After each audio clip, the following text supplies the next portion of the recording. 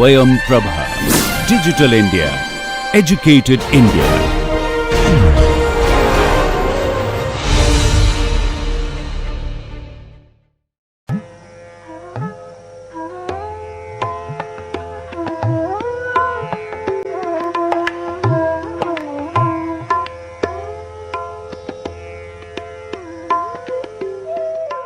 We will begin discussion on a new topic today. This is on time integration of equation of motion. So, at the end of our previous discussions, we have seen that the governing equation of motion typically is formulated in this form mu double dot plus u dot plus ku. For sake of generality, I am now introducing a nonlinear term. We have not discussed how this originates, but we can believe that this type of terms would arise if we include nonlinear behavior either in strain displacement relations or in stress strain relations. So, this is the equation of motion and these are the specified initial condition. So, this equation constitutes a set of coupled second order nonlinear ordinary differential equations. We say that these equations are semi discretized equations because in arriving at this equation we have discretized space, but the time is still a continuous parameter. So, they also constitute a set of initial value problems. So, these are a set of ordinary differential equations, semi discretized ordinary differential equations which constitute an initial value problem, and these equations are coupled. Now, we consider the problem of discretizing in time. So, what we aim to do is we consider solution of this equation at a set of discrete time instants ordered as t0, t1, t2, tn with delta tn being the step size tn plus 1 minus tn.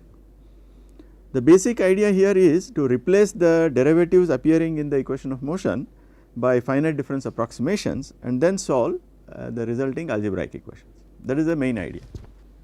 Now, to be able to do that, what we will do is we will reorganize the equation of motion in a slightly different form. So, this is the equation of motion that we have mu double dot plus u dot plus ku plus nonlinear terms is f of t and specified initial conditions.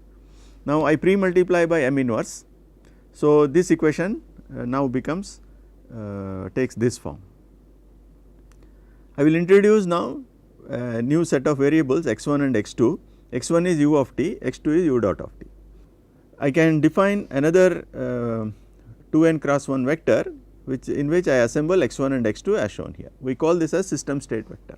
So, this is a state vector consisting of displacements and velocities at the n degrees of freedom. Now, what is x1 dot? x1 dot is u dot is x2. So, this is x1 dot is x2. x2 dot is u double dot.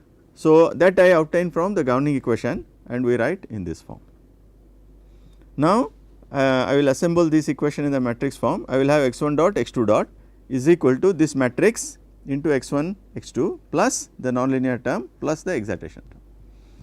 Now, I can rewrite this set of equations in a general form as x dot is some function a x of t comma t, where a this vector a is 2n cross 1. We say that this equation is in state space form.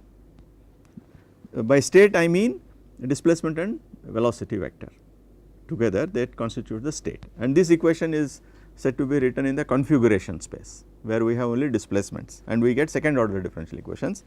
In state space we have a set of 2n first order coupled ordinary differential equations which are initial value problems, and we say that the equation is in the state space form.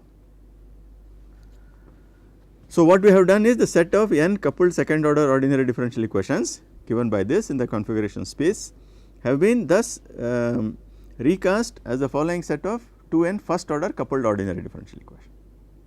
Now, what I do is I introduce a notation x of t comma x naught comma t naught. I denote the solution of this differential equation with x of t naught equal to x naught. So, there is t naught x naught and t of course is the independent variable.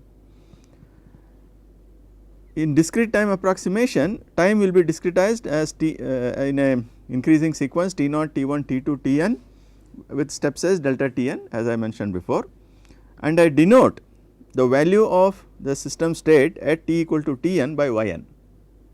So, Yn is x of Tn, where initial conditions at t equal to T naught is x naught. Now, the main question is how to approximate x dot in terms of Yn, okay, that is a problem. Now, we could use finite difference approximation. For example, x dot of t can be written using forward difference scheme. X dot of t is approximately equal to x of t plus delta t minus x of t by delta t. So, consequently, I can write this as Yn dot is equal to Yn plus 1 minus Yn by delta Tn. So, from this I can derive now the equation for Yn plus 1, which will be Yn plus delta Tn into Yn dot. Yn dot is nothing but A of Yn comma Tn, where n runs from 0, 1, 2, 3 with y naught is equal to x naught at t equal to T naught.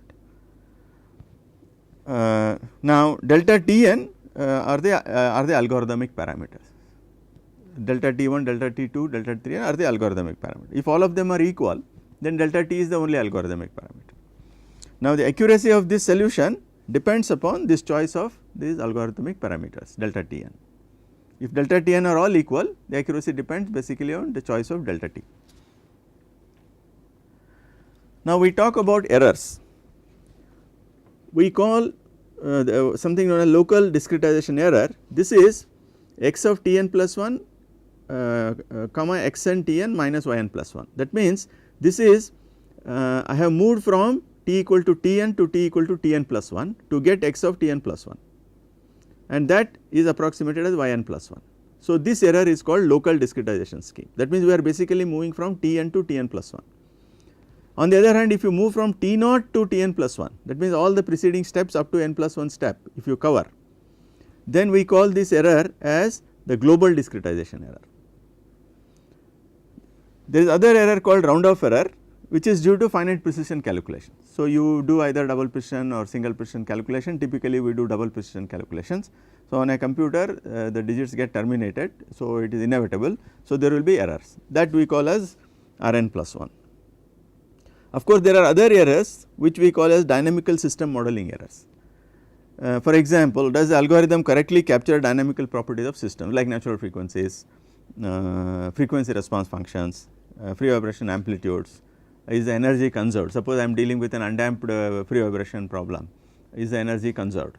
So, if there is any compromise on any of these issues, these are can be grouped as dynamical system modeling errors. Now, the basic question that we are looking for is how to formulate the integration algorithms to achieve acceptable accuracy. There are so many errors of different kinds. So, associated with that there is a definition of an accuracy. So, how to understand the nature of different errors, okay? And does this error as n tends to infinity, norm of En, does it go to 0 or does it remain finite or does it become unbounded? So, at every time step certain error is made, either because of truncating of we are approximating the derivative by a finite difference approximation and there is a round off error. So, consequently at every time step there will be an error. So, how does this error committed at one step, how does it propagate to the future steps? So, does it go to 0 or it remains bounded or does it become unbounded? So, now how to select algorithmic parameters to achieve acceptable performance of the integrators? So, what are the expectations from a good integrator? So, these are the type of questions we want to now address. Now, let us spend some time on dynamical system modeling error, so that we understand what exactly is meant. So, now let us consider the scalar equation of motion u double dot plus omega square u equal to 0. So, it is a single degree freedom system, natural frequency is omega and it starts with initial condition u naught and u naught dot. We can solve this problem exactly and we know that this is the solution.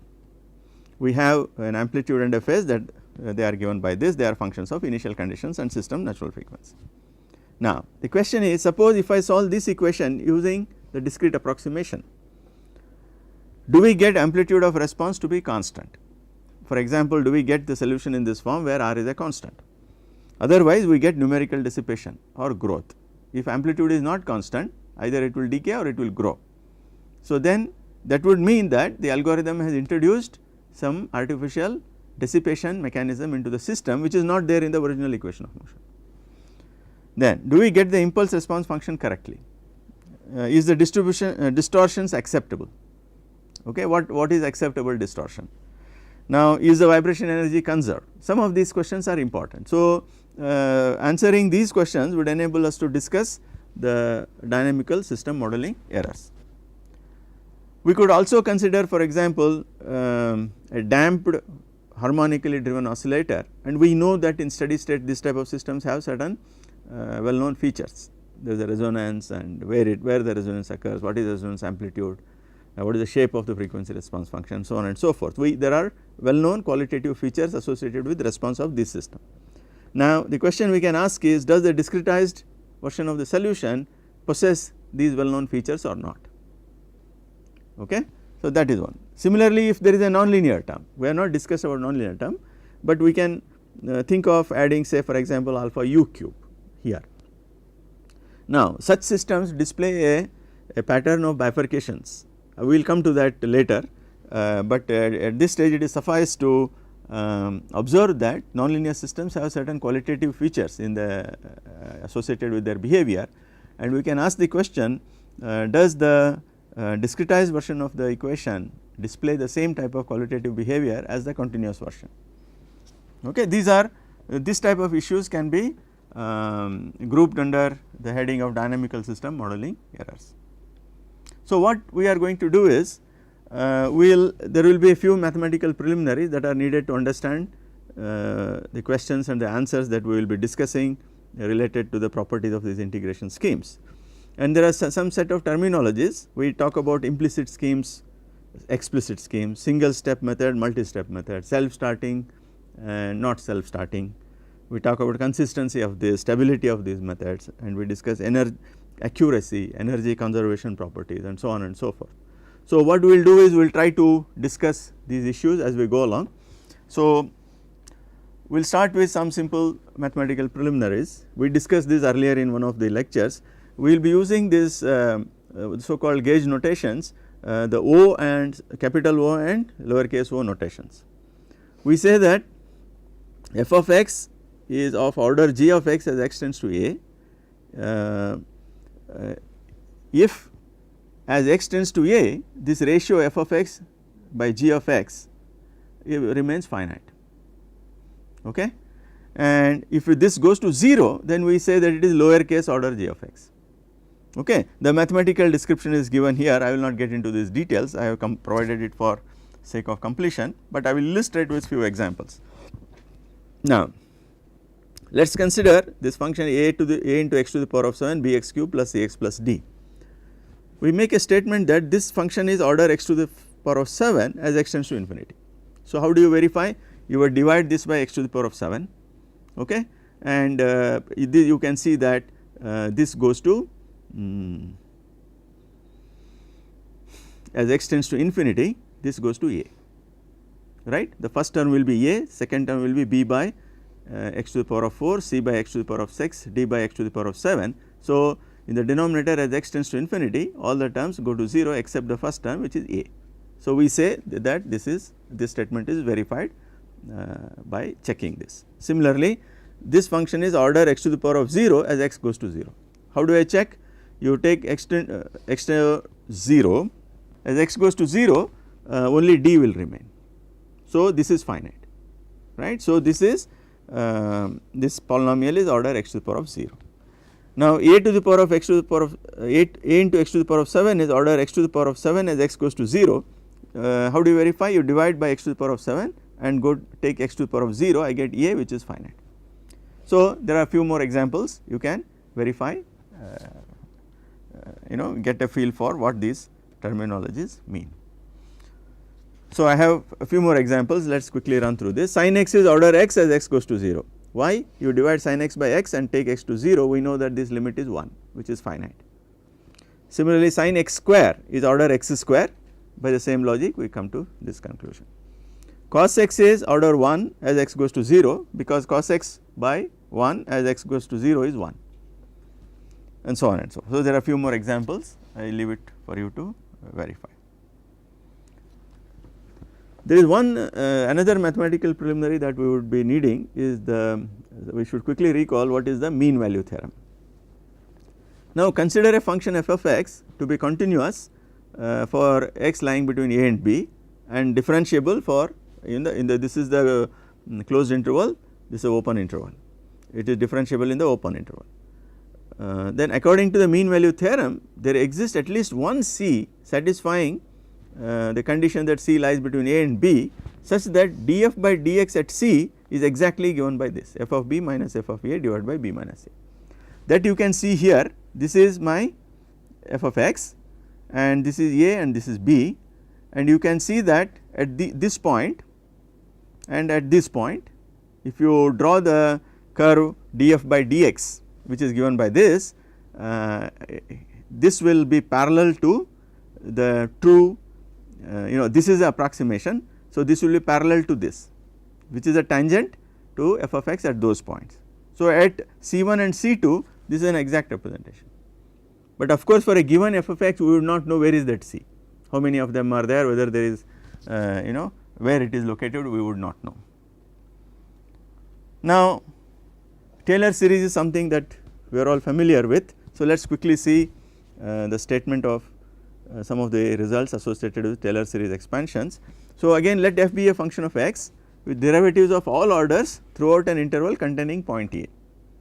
The Taylor series generated by f at x equal to a is given by f of a plus f prime a into x minus a, f double prime a by 2 factorial x minus a whole square and so on and so forth. This is the well known Taylor's series. Now, if you truncate the Taylor series at say the nth term, we get what is known as the Taylor's polynomial. So, that is other conditions remaining the same, I write Pn of x as this. So, this is known as Taylor's polynomial. Okay.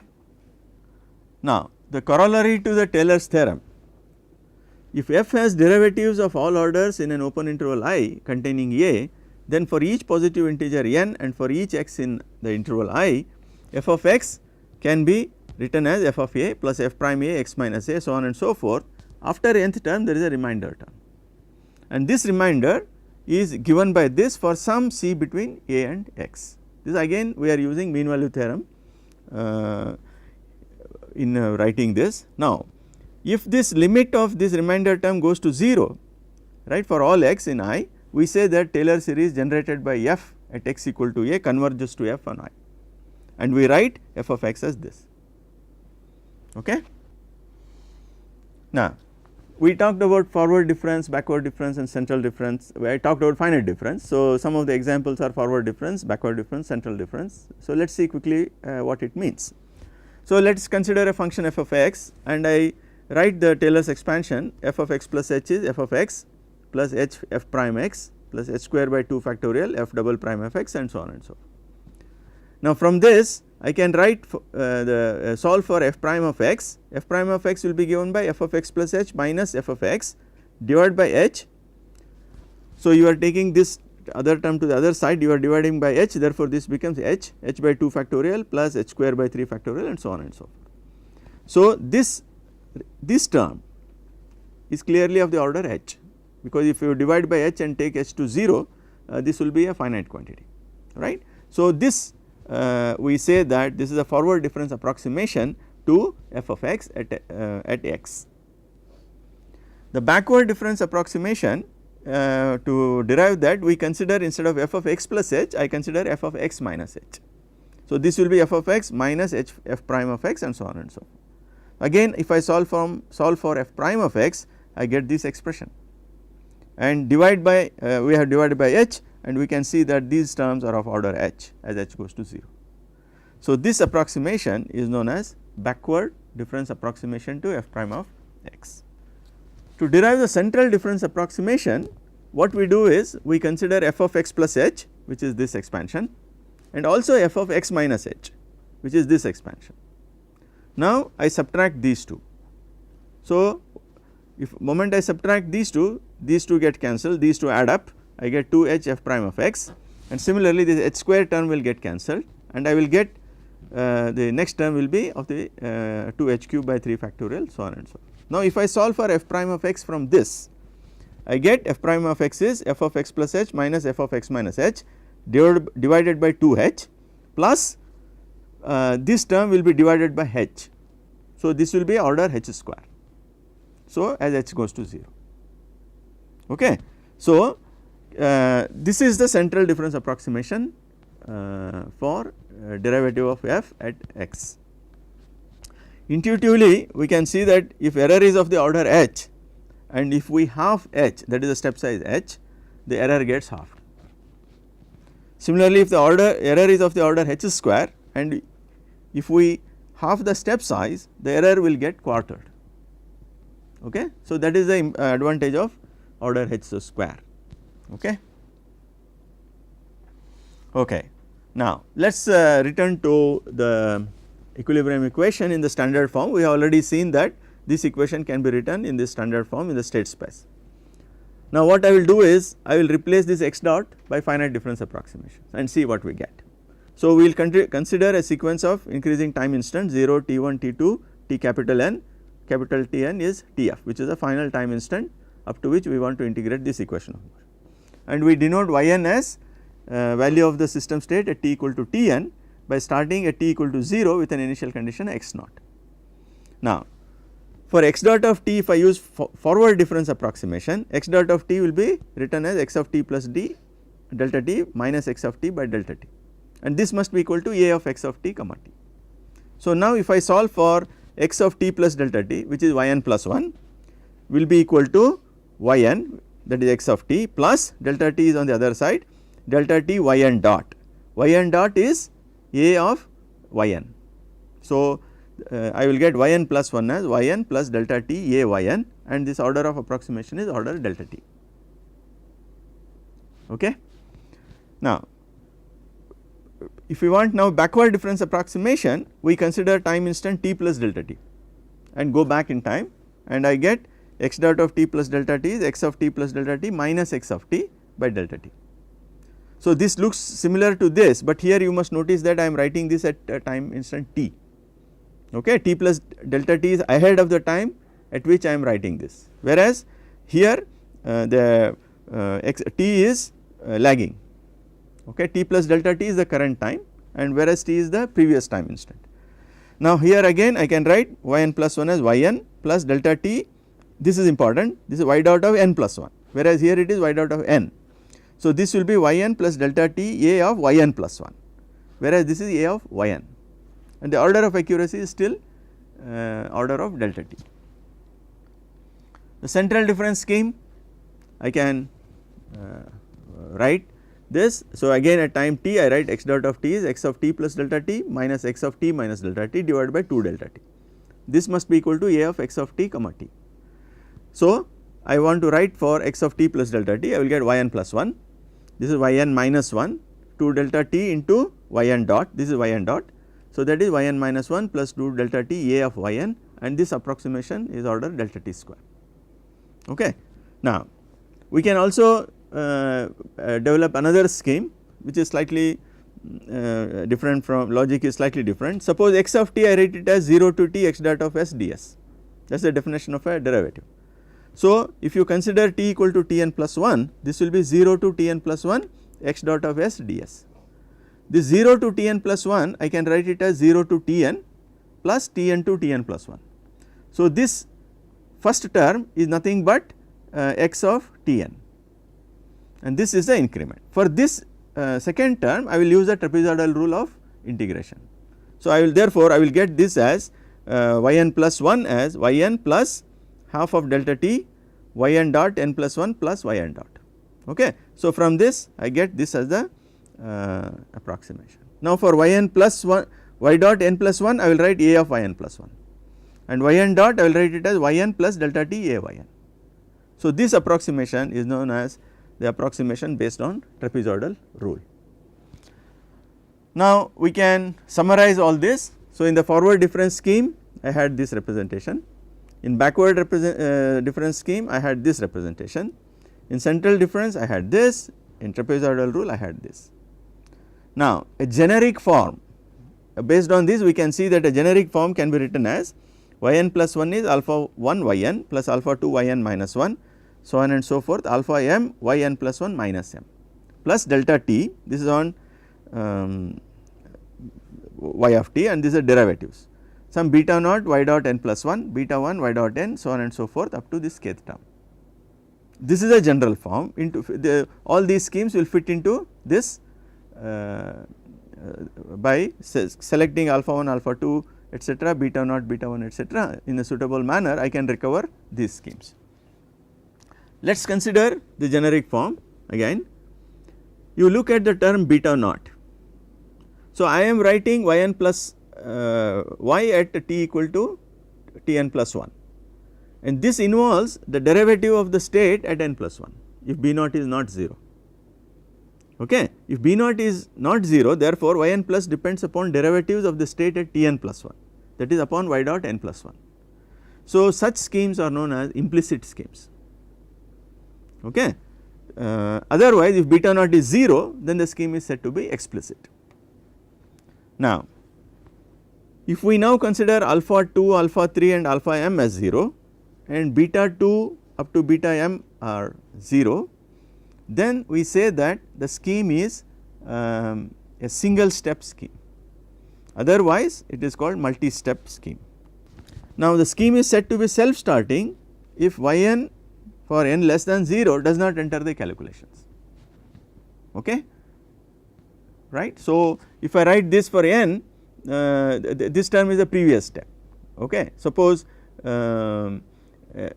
if n equal to 0, this will be yn and this is alpha 1 y naught, there is no problem. But in certain schemes you will soon see that I want to start with n plus 1 equal to 0 and this I will be needing y of minus n, and such schemes are said to be not self starting, okay. We need to see that. So, let us quickly see in this scheme of things how does this different classification schemes can be viewed as. Suppose if you now consider forward difference approximation, which is given by this. Now, you can see that this is a single step explicit self starting scheme, okay. Explicit because yn plus we have yn plus 1 here and there is no derivative of yn plus 1 on the other side. Backward difference scheme is again single step implicit, it is implicit self starting, okay, because you see here yn plus 1 is here, a of yn plus 1 is nothing but yn plus 1, the derivative of yn plus 1. So, this is implicit, backward scheme is implicit. Similarly, central difference approximation is it is a multi step method, it is explicit and it is not a self starting scheme, because here yn minus 1 you will see that in the due course. For example, for n equal to 0 this will be yn and I will be needing y of minus 1, and y of minus 1 is a hypothetical quantity which is not there as a part of definition of the original problems of mechanics, problem of mechanics. So, this is not a self starting scheme and we need to devise some special methods to start the solution. Similarly, trapezoidal rule is single step implicit and it is self starting, okay. Why implicit? Because I have a of yn plus 1 here which is yn plus 1 dot, okay. So, if system is non-linear, you can see that in implicit schemes you need to solve at times every time step a algebraic nonlinear equation, okay. So, the implicit schemes that way demand computational efforts, especially if system is non-linear. If system is linear, we can take these terms to the left side and rearrange the terms which is straightforward. So, the difference between implicit scheme and explicit scheme will be strongly felt in computational effort for nonlinear systems. Okay, let us make some observations and remarks. So, we have discretized time t naught to tf in terms of 0, t1, t2, tn, which is a non decreasing sequence of actually increasing sequence of time instants. If we now take Tn to be n delta t, we say that we have a constant step size, okay. Now, system states are u of t, u dot of t and u double dot of t in our calculations. Now, if we assume that system states at t equal to Tn are known, and that is what we assume, then the problem on hand is to find system states at t equal to Tn plus 1. The integration algorithms essentially achieve this. So, these are known as time marching techniques. So, we move from Tn to Tn plus 1 and we want to take state from Tn to Tn plus 1. So, these are called time marching techniques. Now, the computation effort is proportional to the number of time steps, okay, to advance the solution from T to 0 to T to Tf. Therefore, the step size need not be smaller than what is essential. What is the meaning of something being essential? It is something to do with accuracy basically.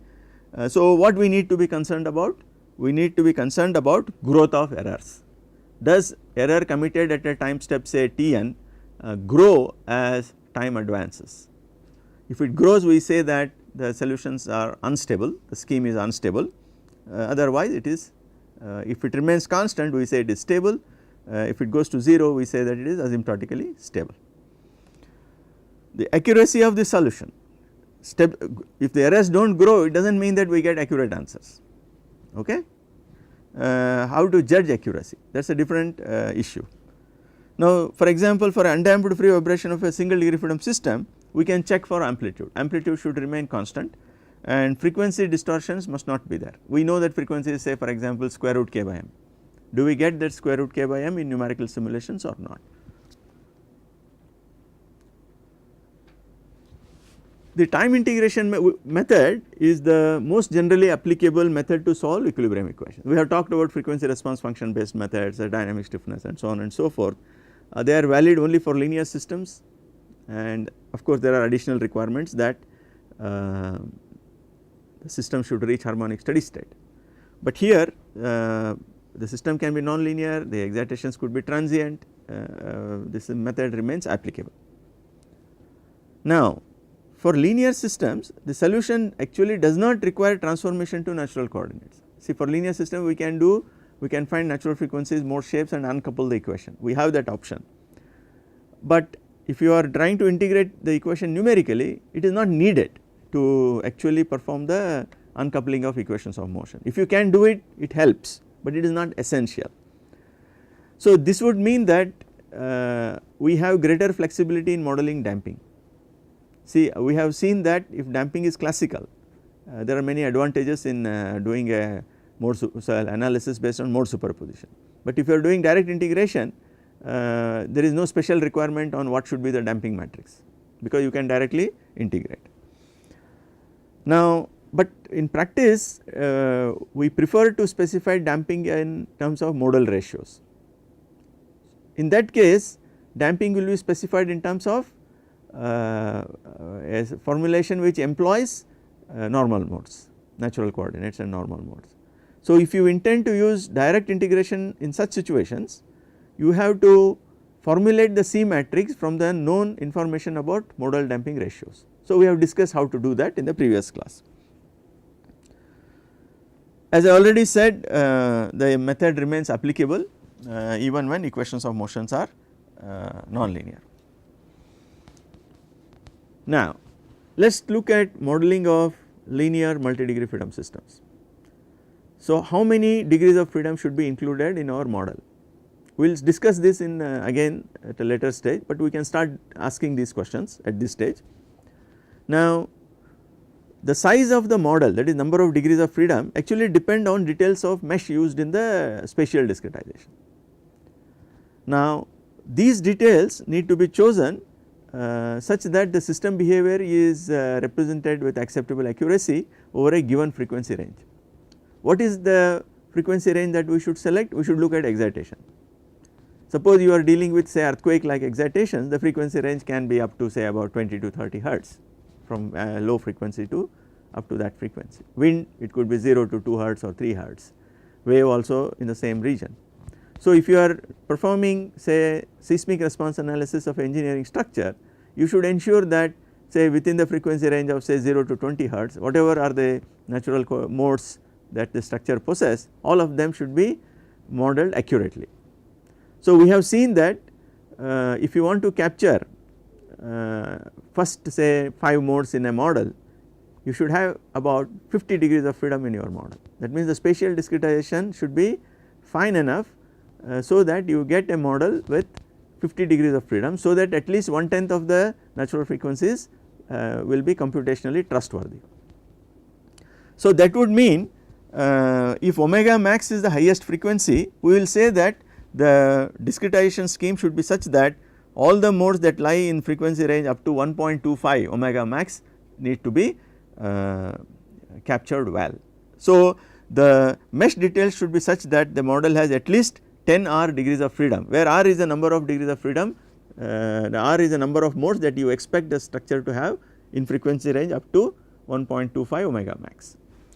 A consequence of this is that when you are using direct integration, you will always be dealing with models which has spurious higher order modes. Suppose you are making a model with 100 degrees of freedom, we know that the first 10 modes are likely to contribute to the response, and modes from 10 to 100 are the higher order spurious modes. Now, it is desirable that the discretization scheme, that is the time discretization scheme should have some inherent capability to numerically dissipate the higher order spurious modes, but not affecting the genuine lower order modes which contribute significantly to the response.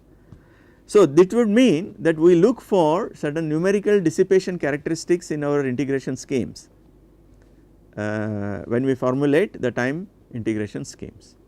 So, what is desirable is that the lower modes should not be numerically dissipated, but the higher spurious mode should be numerically dissipated.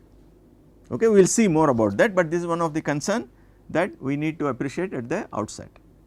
So, what we will do now is we will take up discussions on few methods. I propose to discuss the following method: the forward Euler method, the backward Euler method, the central difference method, and there are methods known as Newmark's family of methods and HST alpha method and so on and so forth. So, we will see the development of these methods, and as we go along we will see what motivates, what are the motivations to develop different schemes.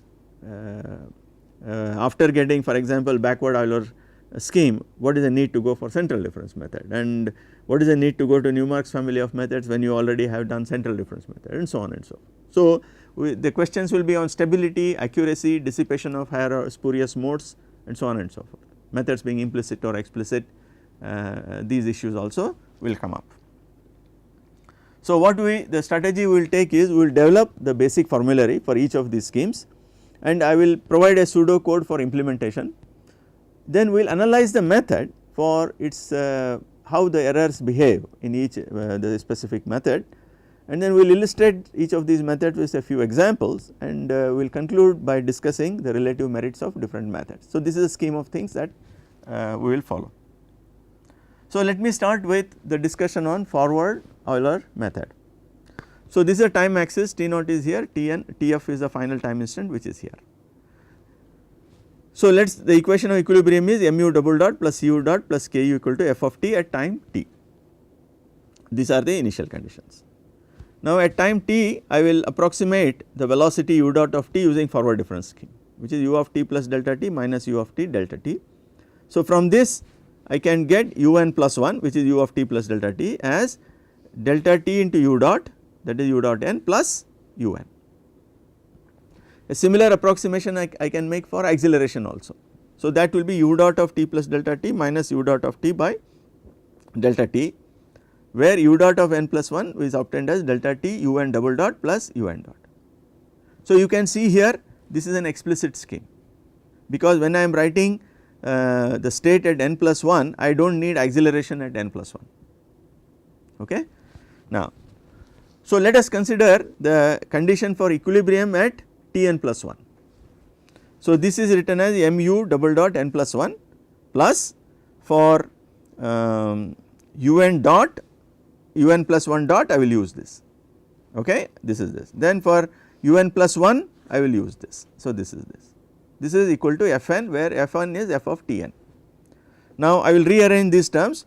What is not known is un plus 1 double dot, and that is obtained in terms of the remaining terms like this. So, how do we implement the method? You can see here the scheme is very clear. I have to bank on this equation and the final equation here. So, I will start with t equal to 0, n equal to 0, we will input the initial condition u naught and u naught dot. I will also need the initial acceleration, I will obtain it from the equation of motion. Then I start with this equation u double dot n plus 1, which is given by this. So, here un double dot etc. are known. For example, when in n equal to 0 this will be u double dot 1, this will be u naught double dot, u naught dot and u naught, and they are already specified here. U naught and u naught dot are given initial conditions and u naught dot is obtained from the governing equilibrium equation. So, this is ready. Then I will find the velocity and the displacement, then I will increment n, and if n delta t is more than Tf I will like stop, otherwise I will go to 2. So, this is the simple minded outline of how to implement a forward difference scheme. But if you carefully look at this, it is not necessary to invert M matrix at every time t, you need not have to multiply M inverse and C at every time t and so on and so forth. So, we can refine this a bit. So, what I will do is I will calculate these matrices inverse and these products outside the loop, they need to be done only once, we need not do every time t. So, if you do that I get a more usable implementation scheme. So, I will input KMC matrices and delta t, there is some algorithmic parameter, and we will also store all the excitation and then the initial conditions. So, I will define A as M inverse, B as A into C, C is damping, D is A into K. Now, we will start with n equal to 0 and we will accept this u naught and u naught dot, form u naught double dot. So, I am not inverting any of these matrices nor I am multiplying any matrix now. So, un plus 1 double dot is given by this. I get similarly velocity and displacement, and I will increment time, and if I cross the final time instant I will stop, otherwise I will restart with this step. So, the most of the calculation gets done in the steps 4 to 6, and I am not repeating any calculation, if I can avoid I have avoided all that. Okay. So, this is the forward Euler forward difference scheme. Okay. It is logically simple. So, what we can do now is we can think of asking how does errors behave when I apply this scheme to analysis of simple systems. Now, for purpose of illustration I will consider a single degree freedom system under some excitation f of t. Now, this is the scheme I will get using forward difference scheme. For this problem I will get this is the scheme. Okay. Now, this can be written as capital Y n plus 1 as A y n plus L n, okay, where A is this matrix. Okay. Now, suppose at the nth step the state, that is u n plus 1 and u n plus 1 dot, is contaminated by noise gamma n. Now, the question is how does gamma n behave. So, I will substitute this into this equation. So, y n plus 1 will be y n plus 1 plus gamma n plus 1 is equal to A y n plus A gamma n plus L n. So, now y n plus 1 is solution to this equation, therefore, this and this cancel out, they are equal, the sum of these two is equal to this. So, that gets out of reckoning. So, the error is gamma n plus 1 is A gamma n. So, this is the equation for evolution of the error gamma. So, we will digress a bit now, we will return to that shortly, but let us examine the nature of this kind of finite difference equations. Suppose you consider a scalar equation, x n plus 1 is A x n, and we start with some non-zero initial conditions. So, x 1 will be A x naught, x 2 will be A x 1 which is A square x naught, and x n will be A to the power of n x naught. Now, if I am interested in knowing what happens to x n as n tends to infinity, we can easily see here that this function will go to 0 if modulus of A is less than 1. Suppose A is 0.1, A square will be 0.01, A to the power of 3 will be 0.001 and so on and so forth. So, A to the power of 10 will be 10 to 1 1 into 10 to the power of minus 10, so on and so forth. So, this is the condition. Now, if A is 1, plus 1 or minus 1, x n will stay at x naught as n tends to infinity. Okay. And similarly, if A is greater than 1, suppose A is 2, initially it will be 2 x naught, then 4 x naught, then 16 x naught and so on and so forth, it goes to infinity as n tends to infinity. So, the behavior of this x n as n tends to infinity is crucially governed by the value of A. If the absolute value of A is less than 1, x n goes to 0 as n tends to infinity. This is a scalar equation. Suppose now you consider a S cross 1 vector equation. Suppose this is x n plus 1 is equal to A x n, where A is S cross S matrix. Okay. Now, x 1 is A x naught, x 2 is A x 1 which is A square x naught. Similarly, x n will be A to the power of n x naught. Now let us do the following, let us introduce the transformation xn is equal to phi zn. So this equation for xn plus 1 will be phi zn plus 1 will be equal to a phi zn. Now let phi be such that phi transpose phi is identity and phi transpose a phi is a diagonal matrix, say if a is such that this is possible. How do we select? We can select phi by solving the eigenvalue problem associated with a, that we have seen in few occasions how to do that. Now suppose a be such that this is possible, then I can write phi zn plus 1 equal to a phi zn and pre multiply by phi transpose, I get this equation. Now since phi transpose phi is I get Zn plus 1 and phi transpose a phi is a diagonal matrix of lambda I get this. Okay. So I can, Z is a S cross 1 vector, therefore I can write the kth element of that Zn plus 1 k as lambda k Zn k, where k runs from 1 to S. So this is the equation, I get Zn plus 1 k. Now the behavior of this individual Z as k tends to infinity depends on absolute value of lambda k, the kth eigenvalue, right. Now if you are interested in jth component of your vector x, that is given by this summation, okay. So the behavior of this as n tends to infinity crucially depends on the highest eigenvalue. If you rank order this lambda k depending on the absolute value of its that is the absolute value of lambda k, we are interested in if we are interested in knowing what happens to this modulus of xn j as n tends to infinity, for this to go to 0 we require that the maximum value of this lambda k must be less than 1, okay, because each one is a scalar equation. For each scalar equation to go to 0, the each of the eigenvalue absolute value should be less than 1. So if the highest eigenvalue is modulus is less than 1, then xn j will go to 0 as n tends to infinity. So therefore if you are interested in behavior of xn j as n tends to infinity, that is controlled by the highest modulus of the eigenvalues of A, okay. Now alternatively we can also consider xn as a xn plus 1 a into xn minus 1, I can write it as a to the power of n x naught. Now if we seek the solution now of the form xn is alpha n into x naught, suppose if we seek this solution for some value of alpha, such a solution may be possible, for which value of alpha this is possible we have to see. This alpha could be scalar, this is a scalar which can in general be complex value. So now you substitute this into this equation, I get xn is alpha n x naught, therefore xn plus 1 is alpha n plus 1 x naught. Now if you consider this equation xn plus 1 is a xn a to the power of n x naught and make these substitutions, I get alpha n plus 1 x naught is a alpha n x naught. So from this I get a x naught is alpha x naught. So this would mean for non-trivial solutions the determinant of a minus alpha I must be equal to 0, and if we represent the roots of this equation which are the eigenvalues of a, suppose ith root is written as alpha 0 I exponential I theta I, this is a complex number, so I can always represent like this.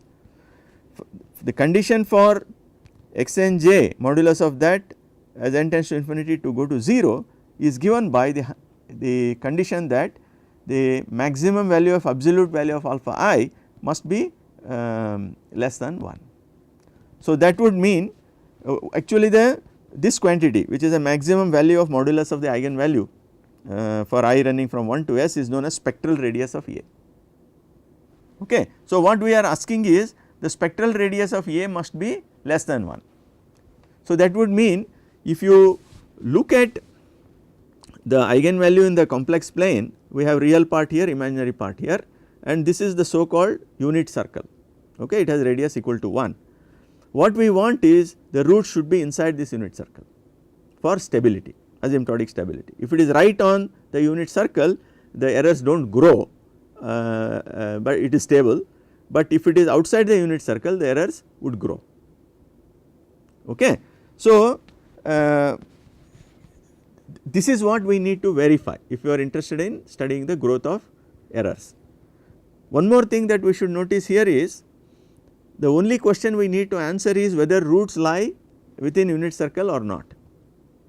we are not so much interested in knowing the absolute value of the root, we are simply interested in knowing a qualitative feature associated with the roots. So, we do not need the value of the eigenvalues, we need to only ascertain if all the roots of the characteristic equation lie within the unit circle in the complex plane. Given that we are asking a simple question, then actually we are not interested in determining the value of all the eigenvalues, we are simply interested in knowing whether all eigenvalues lie within the unit circle or not. To answer this simpler question, we can develop an alternative method which is computationally simpler than finding all the roots and finding out whether they lie within unit circle or not. So, that takes us to discussion on what is known as Jury's criterion, where if given a polynomial, by using Jury's criterion we can verify whether roots of a polynomial lie within a unit circle or not. So, that has bearing on discussion on stability of the finite difference time integration schemes.